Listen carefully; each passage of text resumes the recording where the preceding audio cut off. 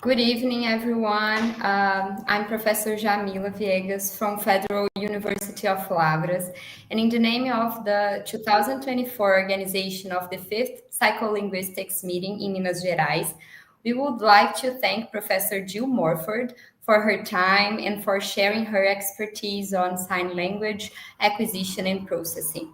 She's a professor at the University of New Mexico. She graduated in German at Brown University, and then she got a PhD in psychology at University of Chicago. She investigates language acquisition and processing in the visual modality. She is interested in bilingualism in the deaf community, the effects of language input on the development of language processing skills, and the effects of the visual modality on the structure and processing of language. She also collaborates with departmental colleagues and graduate students on studies of minority language acquisition in the Global Language Acquisition Lab. She's going to answer questions by the end of her lecture called Variation is the Norm, Not the Exception. Insights from the study of deaf bilingual signers. However, the audience can post their questions on YouTube chat during the presentation.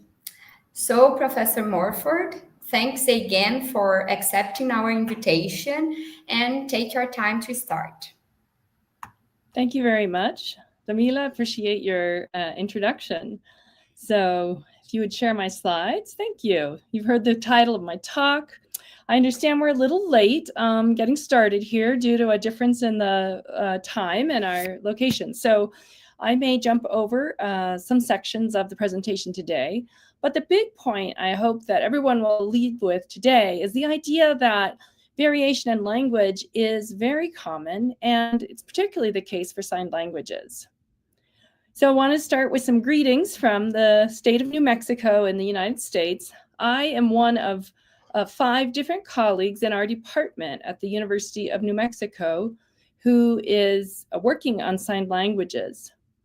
So I want to take a moment to check and see if there is an interpreter in Libras for the presentation today. I'm only seeing myself on the screen right now. Is there an interpreter? Jill, what's happening is that we have 2 links. One link with your original talk and other with the translation and the interpretation. Okay. But we have a chat here inside, so if you have any question for the interpreter, we can try to... No, I'm just accustomed to being able to see the interpreter, and that allows me to know that my presentation is accessible to any deaf audience participants. All right, well, we'll keep going. Thank you. So here I have pictured 4 of my colleagues who also work on signed languages. Dr. Barb Schaefer, interpreting for the governor of the state of New Mexico during COVID. Here's my colleague, Paul Twitchell. He is an instructor of ASL at our university and presented at the Tisler Conference recently in Osaka, Japan. My colleague, Erin Wilkinson, presenting at a conference in Turkey in this picture. She works on a number of different sign languages, including Turkish Sign Language. And here is my colleague, Amanda Lujan, who works on trilingualism in the deaf community, as in Spanish, English, ASL. I also want to bring you greetings from the Lobo Language Acquisition Lab. This is a lab that I co-direct with Dr. Melitha Chi and Dr. Naomi Shin. You can see our logo here includes a basket, a Navajo basket full of red and green chilies. We look at acquisition of American Sign Language, Navajo, and Spanish in different bilingual communities here in New Mexico. And finally, I just want to say that if anybody listening to the talk today is thinking about studying linguistics, I invite you to consider the University of New Mexico. We offer degrees, the BS, the MA, and the PhD in linguistics, as well as a Bachelor of Science in Sign Language Interpreting, and a Bachelor and a Master's with a focus on Navajo language and linguistics. It is our practice at the University of New Mexico to start all of our presentations by first taking a moment to acknowledge the land on which our university is located. This land belongs to the indigenous peoples and was unceded to the United States government at the time our university was established here. So founded in 1889, the University of New Mexico sits on the traditional homelands of the Pueblo of Sandia. The original peoples of New Mexico, Pueblo, Navajo, and Apache, since time immemorial, have deep connections to the land and make significant contributions to the broader community statewide. We honor the land itself and those who are stewards of this land throughout the generations, and also acknowledge our committed relationship to Indigenous peoples. We recognize the linguistic histories and affirm the value of their languages and cultures that carry forward to this time. The indigenous communities of New Mexico have been particularly important to the history of signed languages. Signing existed all across North America prior to ASL being brought to the US as a part of the colonization process. So we are doing some work here at the University of New Mexico documenting the indigenous signed languages. So I want to be sure everyone is aware that American Sign Language is not the only sign language used in the United States and across North America. In addition to ASL, Mexican Sign Language, and Langue de Signes Québécois in Canada, there are a number of indigenous signed languages that preceded all of these languages in North America.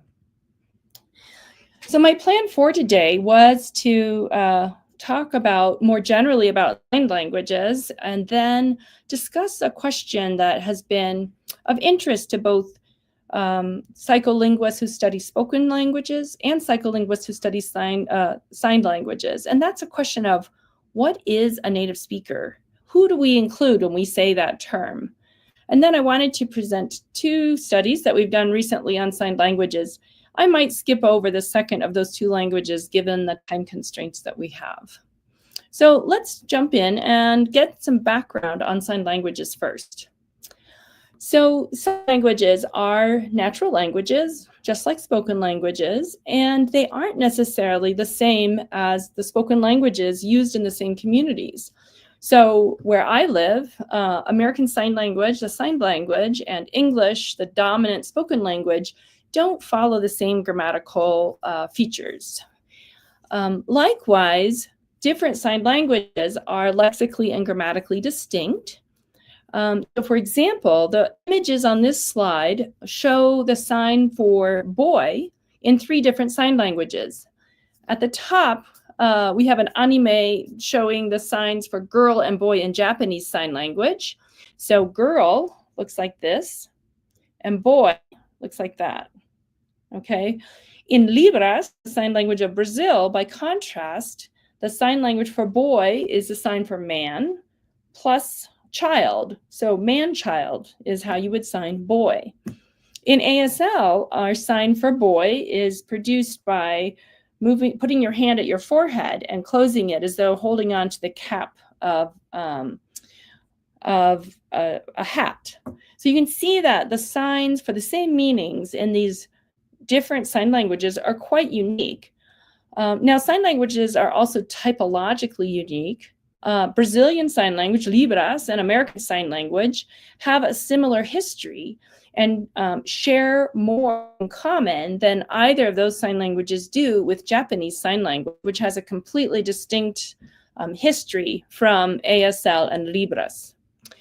Currently, there are no widely used written forms of sign languages, although there are some attempts, including one currently underway in Uruguay.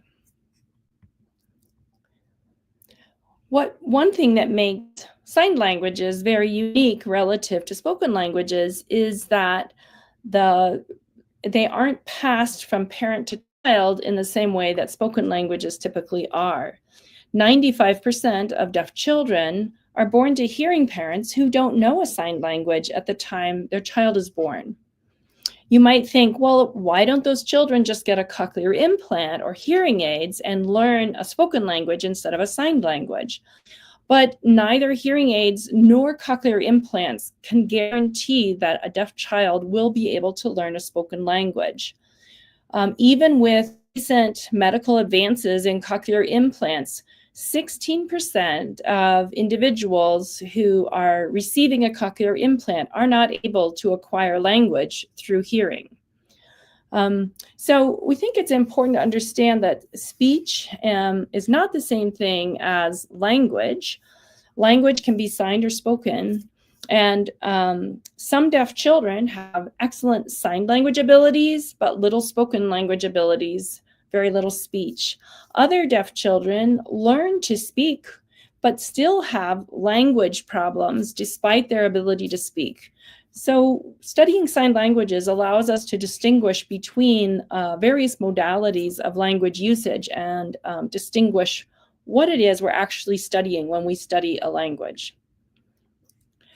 In a recent publication by the American Academy of Pediatrics, which provides guidance to all doctors who interact with deaf children, they note, and I quote, "Children who are deaf or hard of hearing are equal, healthy, and whole."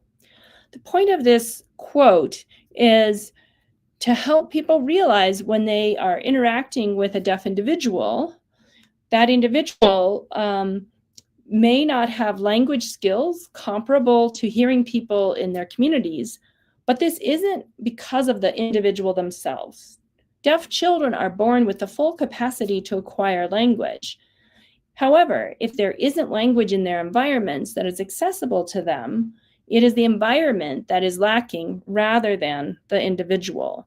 So all children start off with this full capacity to acquire language, even if they can't hear the spoken language of their environment. Because of these differences in language environment, it's the case that almost all deaf people are bilingual. That is, even if they use sign language to communicate with each other every day, the majority community uses a spoken language, requiring most deaf people to use both signed and spoken languages. Even though we've known about signed languages since the 1960s, it's only very recently that people have begun to think about bilingualism in the context of a sign language. And deaf people give us multiple ways to think about bilingualism. So it can be the case that a deaf person knows more than one sign language, like my colleague who works on both American Sign Language and works on Turkish Sign Language. Or it can be a spoken language and a signed language. But maybe the spoken language isn't processed through hearing, but instead only through reading and writing. So there are a number of reasons that people like to study signed languages because they differ from spoken languages along a variety of dimensions, such as how does vision and visual attention affect language and cognition? How are the effects, the slides are not in PowerPoint format. Okay, so, excuse me. I'm going to have to adjust my talk a little bit because I was planning on using PowerPoint, which has animation, and I see that there is no animation. Moving along, signed languages and spoken languages differ along a variety of dimensions. How vision intersects with language, the modality of the language, whether a pattern that we find in languages is specific to all languages or only to spoken languages or signed languages. And today I'll be asking questions about bilingualism and how we can understand bilingualism better by studying signed languages. So I want to start by asking the audience for participation. So if you're watching the presentation, you were supposed to first see this telephone appear, and I wanted to ask you to type in the chat what you would call that item. So if you have access to the chat, go ahead and type in the chat your word for this item. What do you call that in your own language?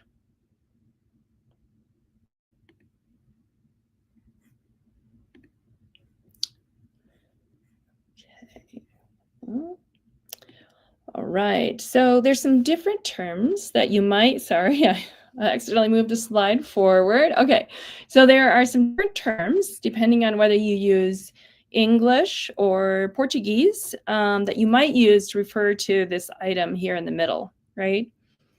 If you speak English, you might call it a telephone, a phone, a cell phone, a smartphone, or sometimes we just say cell. Where's my cell? Where's my cell? We're talking about a telephone, right? In Portuguese, right, I'm seeing you call it celular, celulei, telefone, telemóvel. So there's different words for the same object. And this is one example of language variation. We have different lexical items for the same object. Okay, so here's your next item. Go ahead and type in the chat, what word do you use for this object?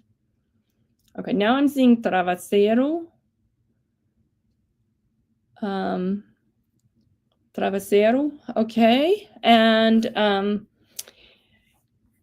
my Brazilian brother-in-law told me, oh, you have to call it travesseiro. That's the only thing. But I had a friend from Portugal who told me, no, you can call it an almofada. And I asked my brother-in-law, well, why don't you call it an almofada? And he said, oh, no, that's only like a cushion on a couch. You would never call a pillow that you put your head on an almofada.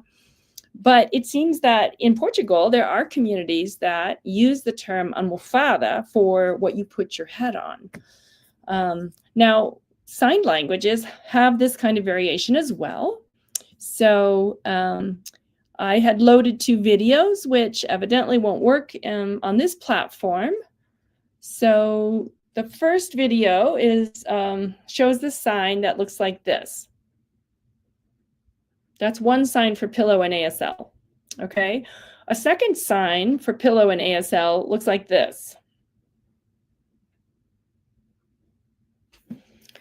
Now, you might think this sign means like to put something under your head, whereas this sign means a soft object. In fact, yeah, it would be great if you can upload the PowerPoint instead of the PDF. So in signed languages, as they change over time, okay, hold on while I send the PowerPoint.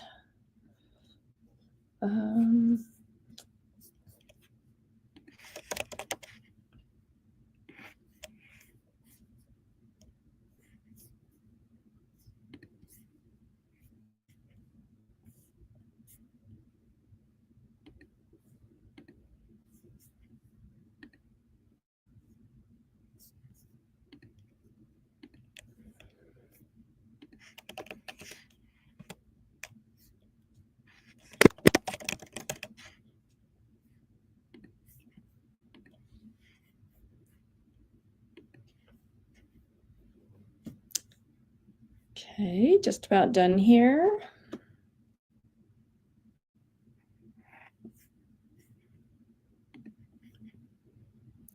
Okay. Let me get back. Okay, so you might think that these are 2 completely unrelated, that these 2 signs are based on 2 different kind of iconic bases. So one, something under your head, one, something soft. But in languages, when signs change over historical time, movement travels from the shoulders and the elbows down into the hands. The hands is where we have more articulatory control. And so a sign that begins with a movement that requires less controlled movement in my shoulders and my elbows, right, is going to over time travel down into my hands, creating a new sign where the movement is in the hands and not in the shoulders. Now, what about libras? I don't know whether there are different signs in libras for the word pillow. But if you know someone deaf, I recommend that you ask them, how do they sign pillow? Do they have more than one way to sign it? Okay, so the point here is that languages are constantly undergoing change, and they're shaped by the communities that that use those languages. I think most people already agree on that. Let's see. Wow. So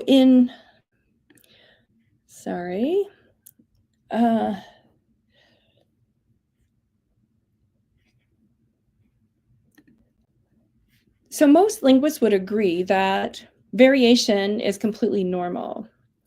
And a part of accepting variation is acknowledging that the variety of language spoken by the majority community can be quite different from the language spoken by minority communities. We talk about those differences as standard and non-standard varieties of a language. And linguists broadly now accept that a community that has little power, that is marginalized, that the way they use the language, even though it may be different than the majority, it still is characterized by rules and by structure. And so in this sense, all dialects of languages are equally valid. So the Portuguese that's spoken in Rio and the Portuguese that is spoken in San Fernando or a smaller town, they might sound different, but they are both structured and they are both equally valid.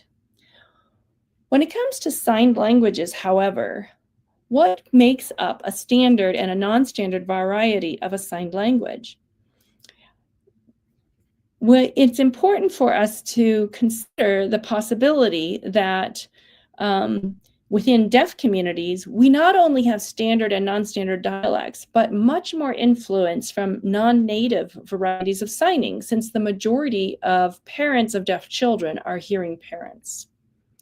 So I want to play a game with you now and give you a chance to think about who you consider to be a native speaker. So in this second part of my presentation, I want us to think about the expression native speaker and how it gets used scientifically.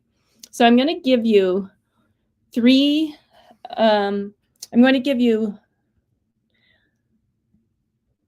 looks like we're moving into PowerPoint here. Okay, thank you. So I'm going to give you 3 biographies of children. And I want you to tell me, are these children native speakers of some of the languages that they're exposed to in their environments? So the first example here, this is Gabriel. Gabriel's father is from Niterói, and his mother grew up in the United States. Here he is with his grandmother. And he grew up speaking mostly English, but both of his parents also speak Portuguese. And they spoke with him Portuguese sometimes, and particularly whenever they went to visit their relatives in Brazil. Would you consider Gabriel a native speaker of Portuguese? Go ahead and put your answer in the chat. And if you feel like it, you can say why you think he is or he isn't a native speaker of Portuguese.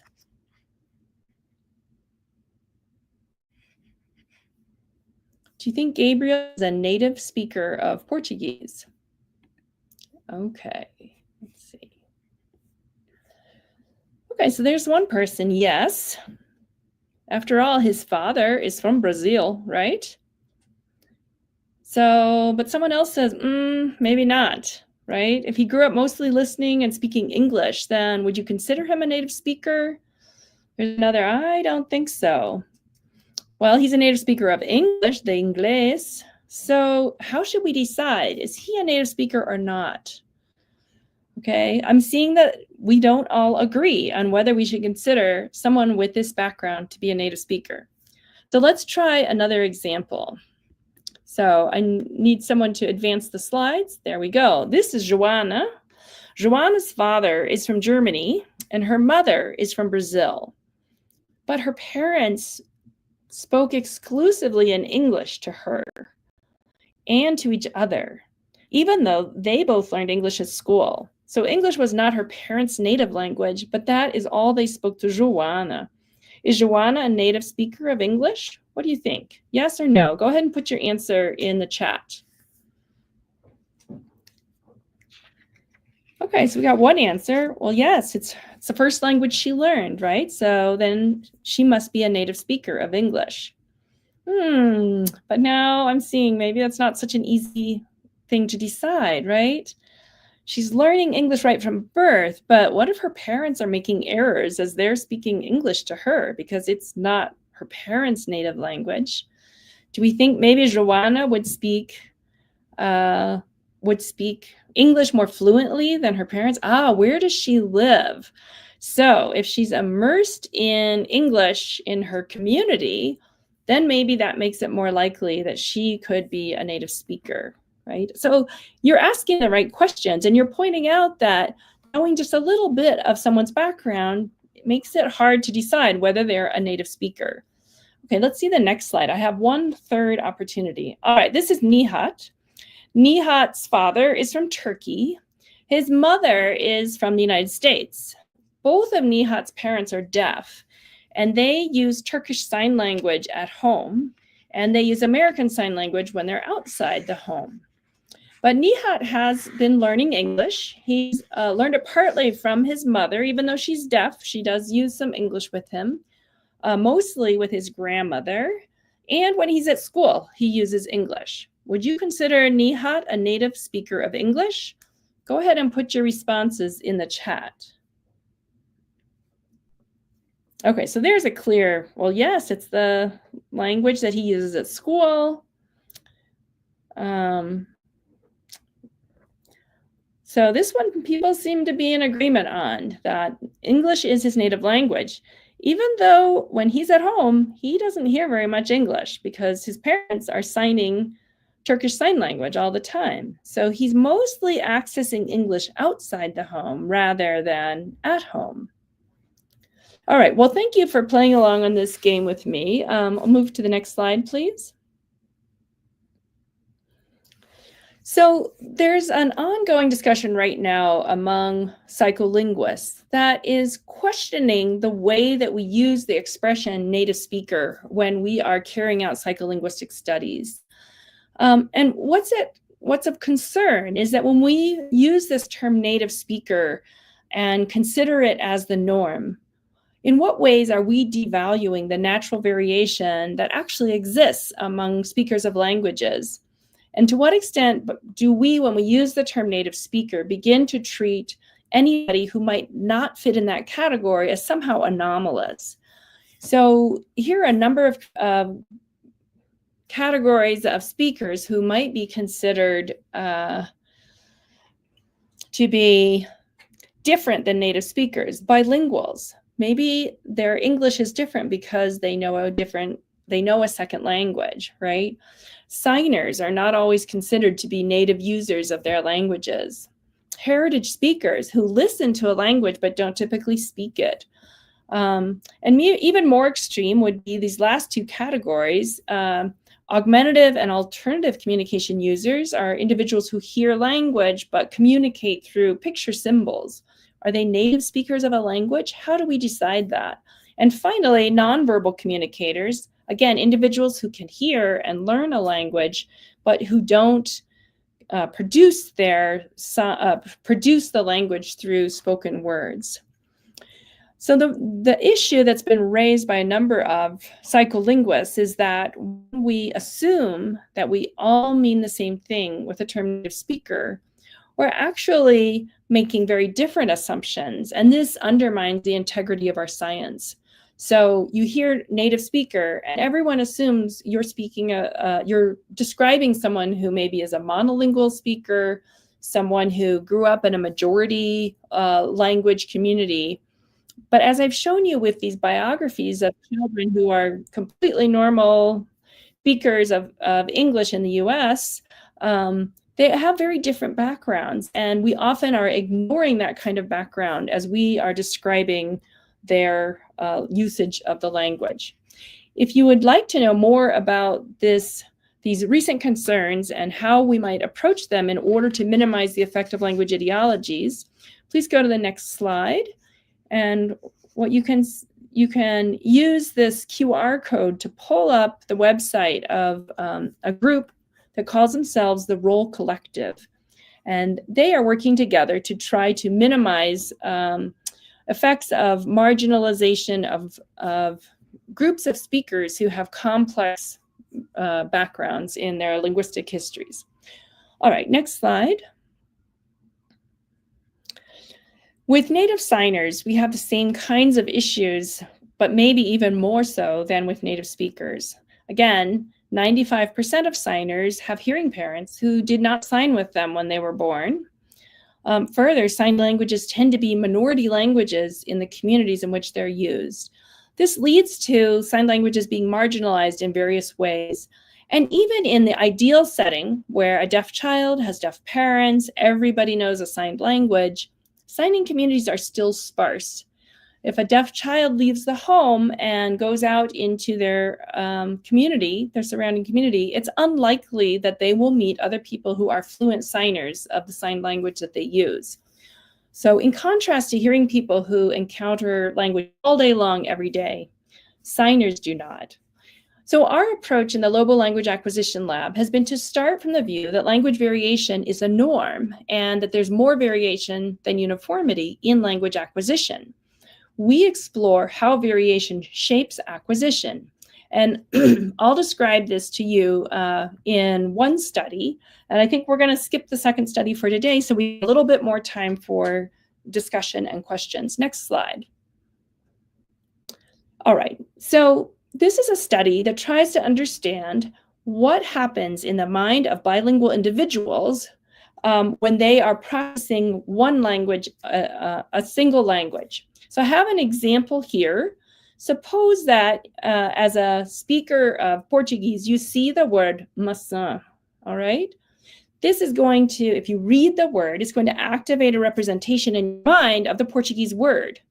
However, if you also speak Spanish, it's also going to activate the Spanish word manzana. Next slide.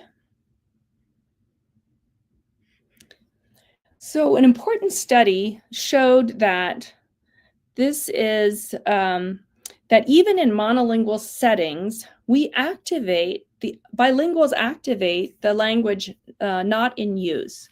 So this example comes from Thierry and Wu, and they showed Chinese English bilinguals English words and asked them whether or not the words were semantically related. So the words were pairs like post and mail, and the answer is yes, they're semantically related. Wife and husband, the answer is yes, they're semantically related. By contrast, train and ham, no, these aren't semantically related. Apple and table, these aren't semantically related.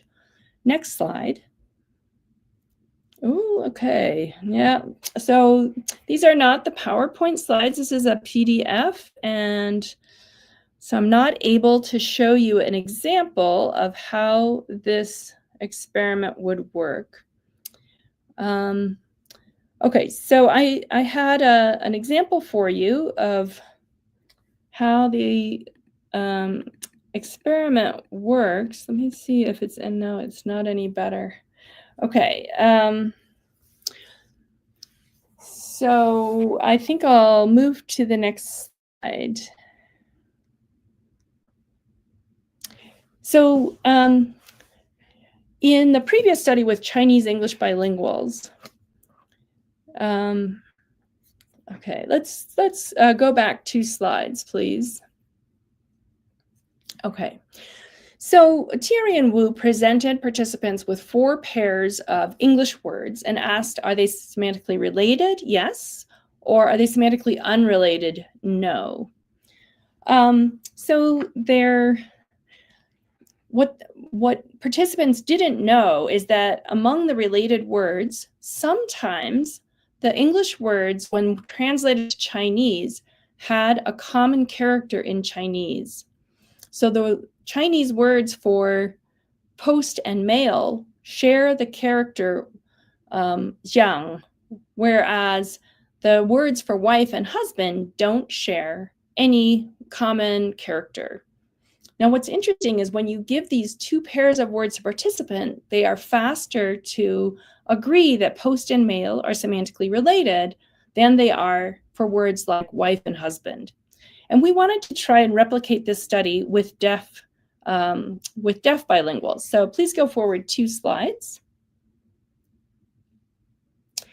So in this case, we wanted to know if deaf children reading English words would activate ASL signs. In this case, there's no similarity in the phonology of English and ASL and no similarity in the written form.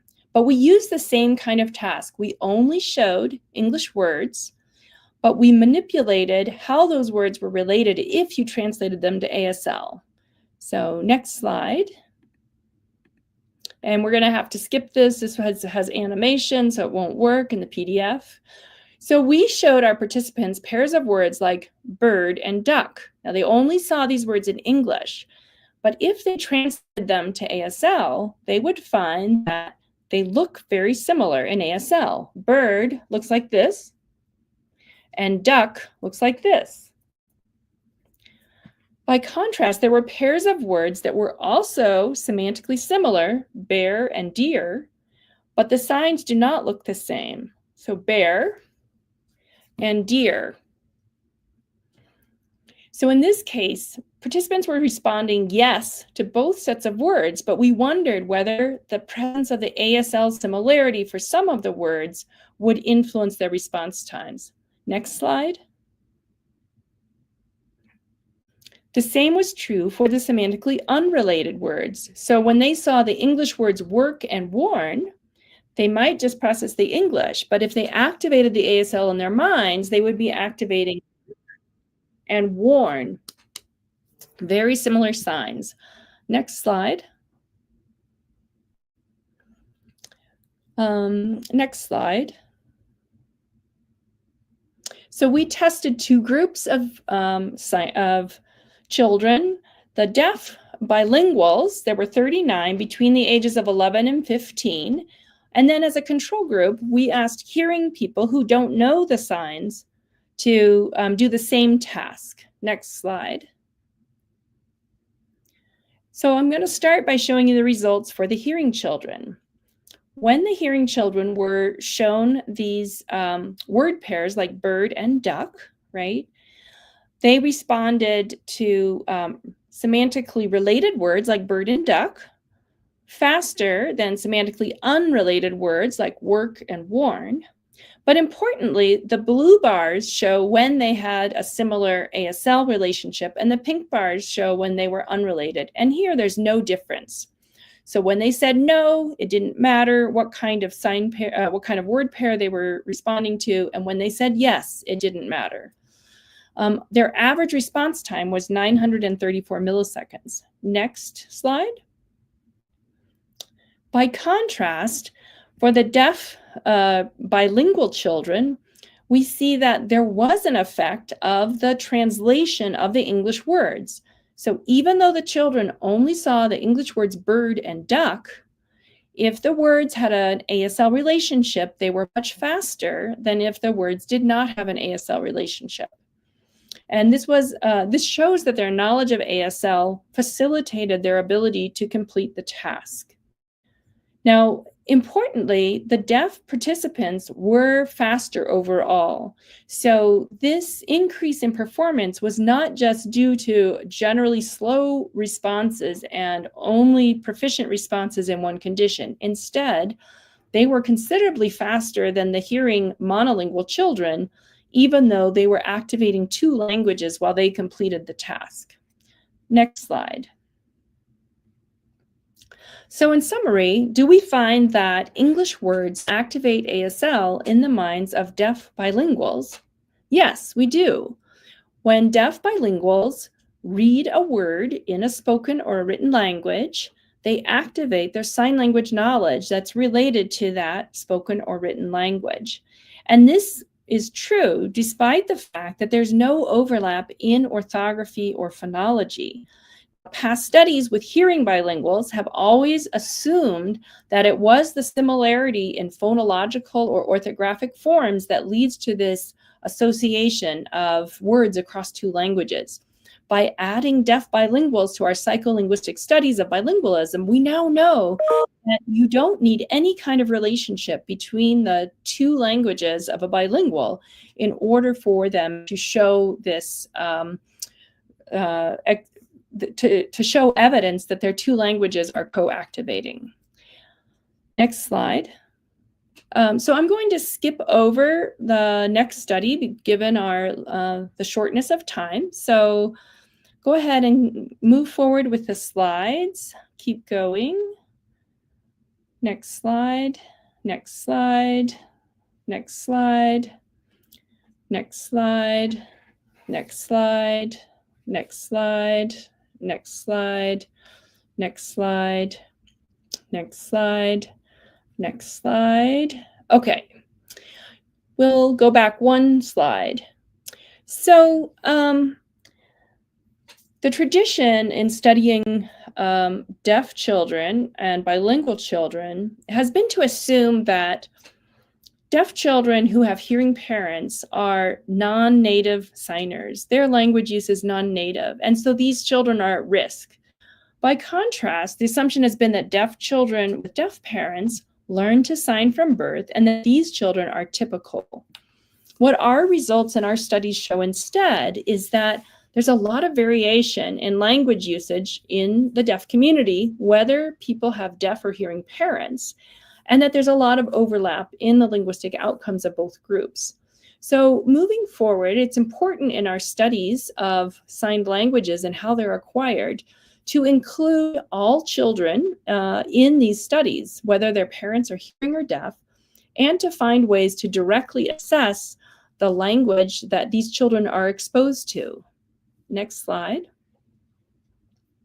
So the take-home points that I wanted to get to today in my talk were that hearing and deaf parents can both provide a rich home language environment for deaf children. And we found in the study I didn't describe that even if deaf children are acquiring a signed language from birth at home from their deaf parents, they will show stronger sign language acquisition if they're exposed to a sign language outside the home. Finally, because signing is so rare in community settings, we think it's particularly important among the deaf community to be sure that exposure to a signed language is intentional. We can't just focus on learning a spoken language and wait to see what happens with sign language acquisition for deaf children. It's important that deaf children are exposed to sign language from an early age and that they have different models of that signed language in order to fully optimize their acquisition of the signed language. Next slide.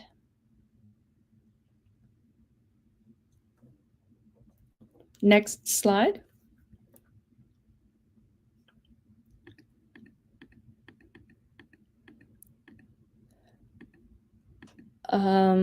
Next slide. Back one. I want to end with a quote from a deaf psycholinguist by the name of John Henner. John is worked not only as a psycholinguist studying sign languages, but also as a disability activist. And he noticed a long time ago that the way that we describe the language of deaf people often frames them as lacking something or being insufficient in their language usage. And he's one of the first people who really pointed out that we need to reframe the way that we think about signing and signed languages. It's not the individual or the person who is lacking. It's the environment that fails to provide sufficient exposure to a signed language if a signer does not become fluent. And he has this great quote that I like very much called, "How you language is beautiful. Don't let anyone tell you your languaging is wrong. Your languaging is the story of your life." And with that, I'd like to close. Next slide. Thank you very much.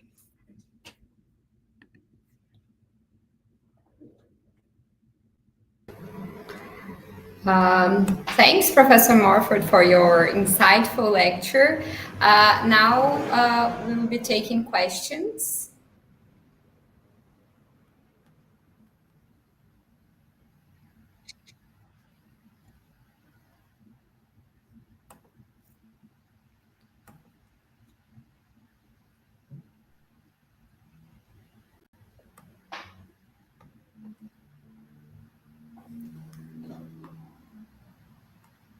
People are thanking you for your lecture. Yes, you're very welcome.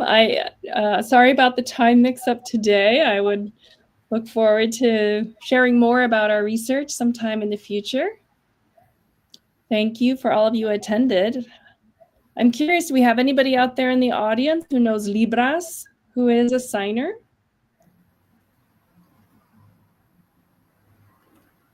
Yes, they are, but I think they are in the other link. So we are trying to contact them to also to check if they have any questions.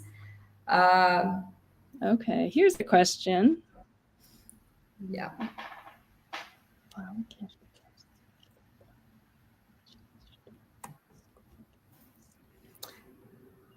So from the other room that we have the translation from English to Portuguese and the interpretation. When you say that deaf children with hearing parents are in risk, what do you mean? So traditionally, when a child is diagnosed with deafness, if their parents are hearing, we know that the parents don't have previous knowledge of a signed language. And so there's a lot of concern about when and how that child will have access to language. By contrast, if a deaf child has deaf parents, often the community will be quite relaxed and think, oh, that child's going to be fine. Their parents are signing at home. The child is exposed to language 24 hours a day in the home. So they will acquire language just as naturally as a hearing child would acquire Portuguese in Brazil or English or Spanish in the US, right? It's if you have lots of language in the home, the assumption is that acquisition will be completely without risk.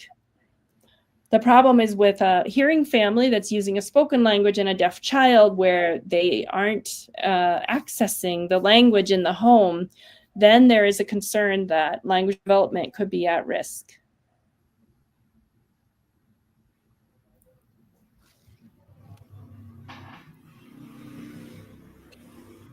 How does the decriminalization of sign languages affect the psychology of deaf children?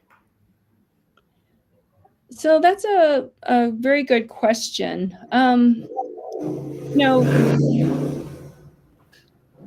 So if you are used to being marginalized for any aspect of your identity, whether it's based on gender, based on class, based on any kind of background characteristic, you can learn to devalue yourself along a number of dimensions. And this happens with signed languages as well. If you grow up in a community in which disability is seen in a negative way, you can internalize that sense that that you are not as good as other people. And this can be true for languages as well. So this is true for minority languages that are not spoken as frequently, and it's often the case for signed languages. So people will notice sometimes that people look at them when they're using a signed language, or maybe parents will avoid using a signed language with their child in public.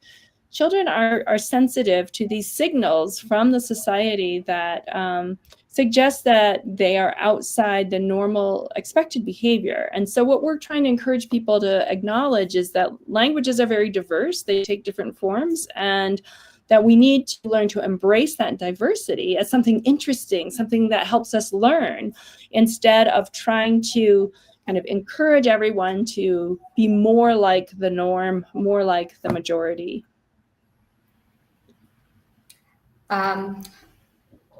I've once heard a coda saying that she felt like she would forget Portuguese if she didn't practice daily. She would forget it. In comparison to Brazilian Sign Language, that she felt that it would not go away. Well, there are no psycholinguistic studies at the moment that would allow us to conclude that a spoken language or a signed language is more deeply rooted in our understanding. However, it is the case that the earlier in life that we learn a language, we tend to have a more stable knowledge of that language. So if the coda acquired Libras prior to learning Portuguese, her knowledge of Libras may be, in a sense, more entrenched and less susceptible to change over time. But all of us need to continue using language, even as adults, in order to maintain our fluency and our speed of processing. So I think the important point here is that when we don't use languages, we do lose some of our facility in them. But the speed with which we lose facility in a language depends on how deeply the grammar of the language is entrenched in our language processing when we stop using it regularly. Professor Gisele said that she has two questions. Before the lecture, she asked me to tell you that she read all your papers. And she's asking that if your researches if they have shown how the written English proficiency, how can I say this? The sign activation in reading by kids. How do they modulate this activation of signs? Yeah. So up to now, we have only tested the relationship between reading and knowledge of sign languages.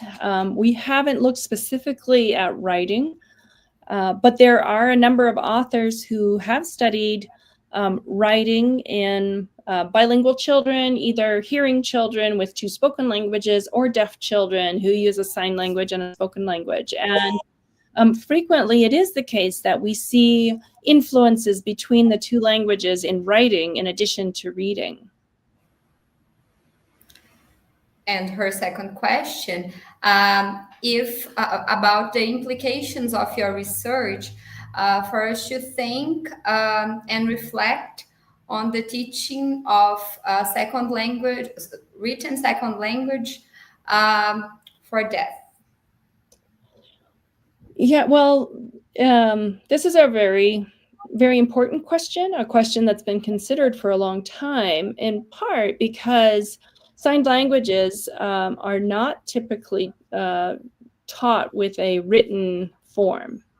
So as I mentioned, there have been a few attempts, and right now there's a group in Uruguay that's trying to develop a written form for LSU, the sign language of Uruguay.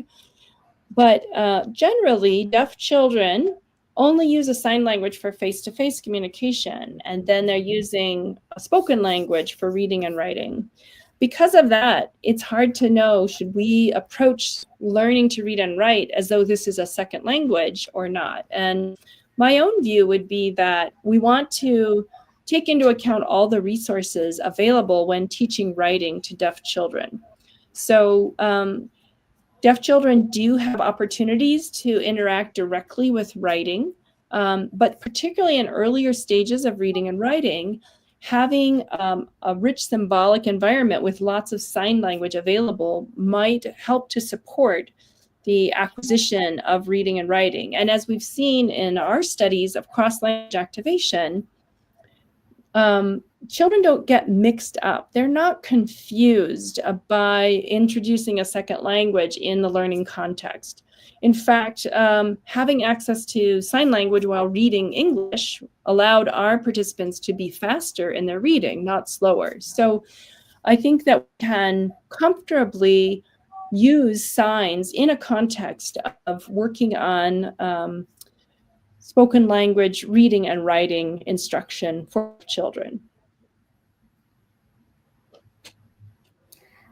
From the other room, Patricia asked, in your research, you showed that the deaf also activate, here I'm not sure if the deaf activate sign language. In your opinion, the acquisition time of one of the languages that are more involved affect the reaction time of the participants? So is the question about the order of acquisition of the languages? Let me see. Patricia, can you say like what you are asking that they activate here?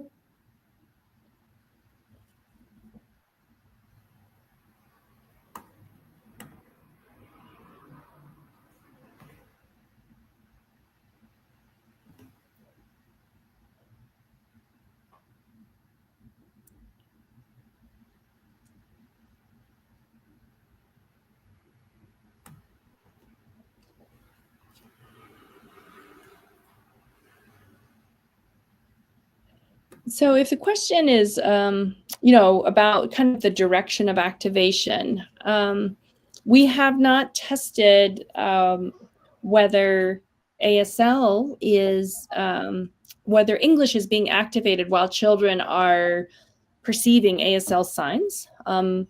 This is a question that has been evaluated in adults. So we know that activation does go in both directions. The spoken language activates our processing of the sign language activates our processing of the spoken language. But in the studies of spoken language bilinguals, we know that the strength of activation is stronger from the first language to the second language than the reverse. The fact was that the other room has a little delay because Right. of the translation and interpretation, so it took a little bit longer to have the answer. But the question was about the acquisition age. If the acquisition age would affect the reaction time. This is the question. So the second study that I wasn't able to show you, we found that there was a large population of, there were many participants who were not able to complete our task. And this was largely related to having weak language skills in one of the two languages, but often in both. And what we were able to discover by investigating the background of deaf children is that those who were not exposed to language earlier in life had much more difficulty gaining proficiency. But maybe one of the surprise findings is that while proficiency in ASL depended on how much the hearing parents were signing at home, for the deaf children, they all had a very similar environment in the home. And that's why it was actually signing outside the home that made the biggest difference for deaf children with deaf parents. But in both cases, more exposure to ASL led to stronger proficiency in ASL. And while ASL and English are correlated, so children with stronger ASL skills have stronger English skills, we were not able to show a direct relationship between the amount that the families were signing at home and the strength of their English. So we think that this is an indirect relationship, and that it would be important to investigate all the variation we found in English proficiency in our participants in more detail in the future.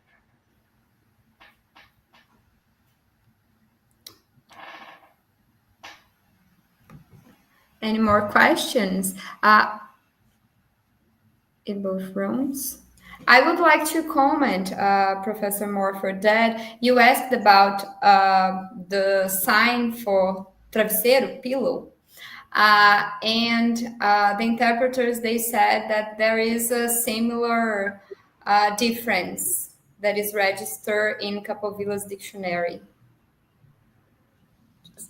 I won't be able to sign it, but well, the point is that, again, variation in the language is very normal, and so even among signers, depending on who you're interacting with, you're going to see different variations of sign. And while we wait for other questions, I'll just say that here at the University of New Mexico, we work within what's called a usage-based linguistic framework. So we're very interested in how variation in the input actually shapes the kind of grammatical structure that we develop. And we think that having variable input actually can support language acquisition by allowing children to generalize across that variation and seeing kind of all the different possibilities for different constructions in their language. So if you say the same thing over and over again in the exact same way, children are more likely to learn it in a rote manner, in a specific manner. But as you begin changing out some of the words and the word forms, That's what allows children to generalize and create more abstract representations. So, Professor Morford, we would like to thank you very much. To say we are sorry again for the problem in the beginning. Thanks for being able to show up a little earlier, and we will keep following your publications, and we hope to have other opportunities to discuss these matters with you. Thank you very much. Well, thank you for inviting me, and I look forward to our future contact. Bye, everybody. Have a good evening. Bye-bye.